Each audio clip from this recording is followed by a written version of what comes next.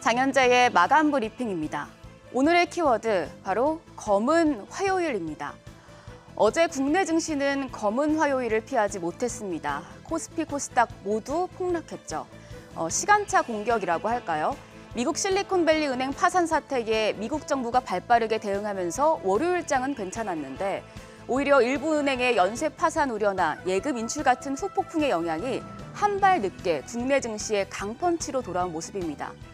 양 지수가 모두 올 들어 최대 낙폭을 기록했습니다. 코스피가 2,300선으로 주저앉았죠. 2.56% 하락해서 2,348.97포인트. 코스닥은 그동안 코스피보다 상승폭이 더 컸던 만큼 또 크게 빠졌습니다. 4% 가까이 하락했는데요. 무려 1,366개 종목이 하락하면서 코스닥 하락 종목 수도 역대 최대치였고요. 지수는 758.05포인트였습니다. 이날 증시에서 외국인이 투매에 가까운 매도를 보여줬습니다. 코스피에서 외국인 홀로 6,397억 원 순매도했고요. 개인이 5,647억 원, 기관이 261억 원 매수 우위를 보였습니다. 코스닥 시장에서도 외국인은 2,462억 원 매도했고 여기에 기관도 2,608억 원어치를 팔아치웠습니다. 개인이 5,099억 원을 순매수하긴 했지만 시장 하락을 방어하기에는 역부족이었습니다. 환율은 다시 급등했습니다. 서울 외환시장에서 달러 대비 원화 환율 9원 30전 오른 1,311원 10전에 장을 마쳤습니다. 하루 전날 20원 넘게 하락했었지만 SVB 후폭풍에 미국의 CPI 발표를 앞두고 경계 심리까지 강해지면서 환율이 다시 출렁이는 모습입니다. 시가총액 상위 종목 보시죠. 코스피 시총 30위권까지 상승 종목이 하나도 없습니다. 삼성전자가 1.67% 하락해서 다시 5만전자로 내려왔죠. 종가 5만 9천 원이었고요. SK하이닉스가 3.8% 급락했습니다. 마감가는 8만 1,100원. 그밖에 LG에너지솔루션이 2.6% 하락해서 54만 8천 원. 삼성 SDI가 1.76% 하락해서 72만 5천 원으로 2차전지 관련주 역시도 하락했습니다. 삼성 바이오로직스가 10위권 내에서는 하락폭이 그나마 좀 작았는데 그래도 0.7% 내림세였습니다. 종가 77만 2천 원이었습니다. 코스닥 시가총액 10위권 내에서는 에코프로와 SM만이 상승 마감했는데요. 에코프로가 2.63% 올랐습니다. 종가 37만 1천 원이었고요.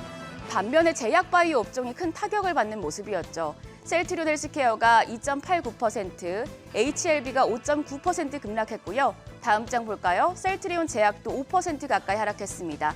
셀트리온 제약 4.99% 하락해 종가 7만 8,100원이었습니다.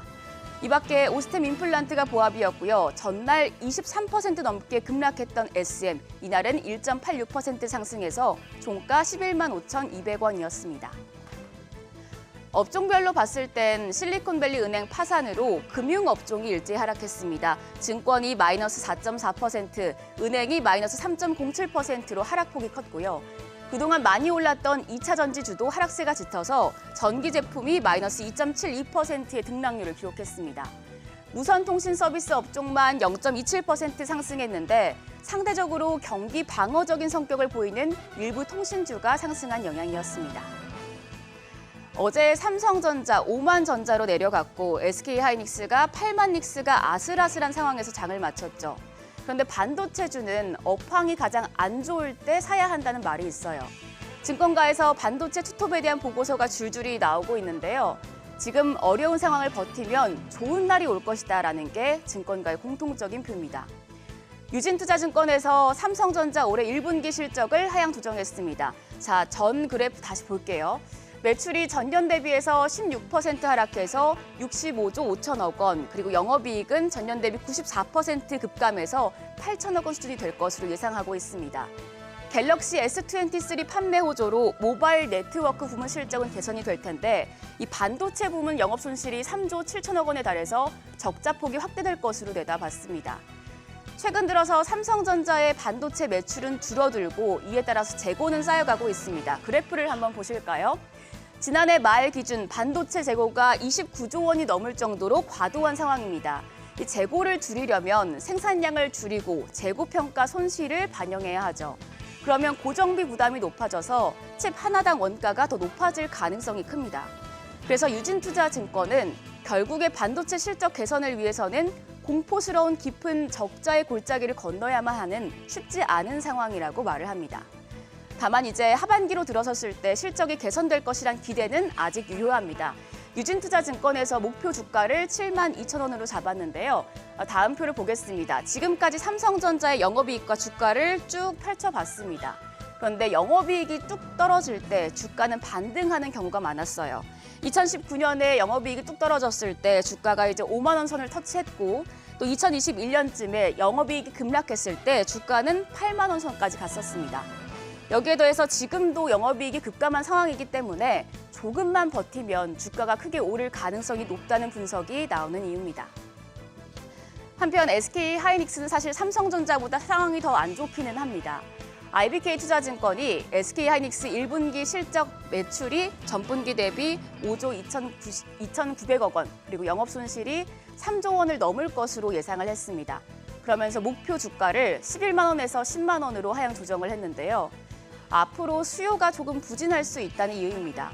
우리가 메모리 반도체 전체적인 성장률을 볼 때 메모리 용량을 1비트 단위로 환산하는 비트 그로스라는 걸 보게 됩니다. 그런데 이 비트 그로스가요.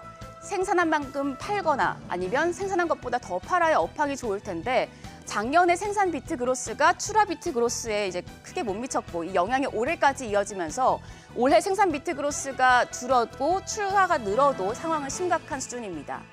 결국에 향후 업황에 대한 부담이 될 수밖에 없는데 SK하이닉스, 삼성전자보다는 주가 반등 속도가 조금 느릴 수 있겠습니다. 이 부분 참고하시고요.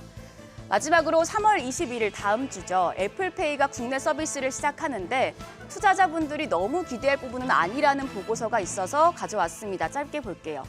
이미 국내 간편결제 시장은 전자금융업자가 절반, 그리고 휴대폰 제조사와 금융회사가 나머지 절반을 차지하고 있습니다.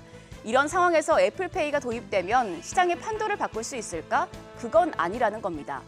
하나투자증권은 애플페이는 삼성페이 때문에 갤럭시로 갈아타는 아이폰 유저들의 이탈을 막는 걸 목적으로 하기 때문에 커머스 사업 확장에 초점을 맞춘 인터넷 기업들과는 마케팅 방식이 다르다고 설명을 했습니다. 또 여기에 간편결제 시장의 경우에 이용자의 이탈률이 작아서 유저들이 기존 서비스를 이용할 가능성이 크기 때문에 애플페이가 큰 변화를 이끌어내기는 어렵다고 말하고 있습니다. 여기까지 애플페이 관련주에 대한 투자 의견까지 알아봤고요. 그럼 국내 증시 개장도 머니쇼와 함께 하시죠. 지금까지 어제장 오늘장이었습니다.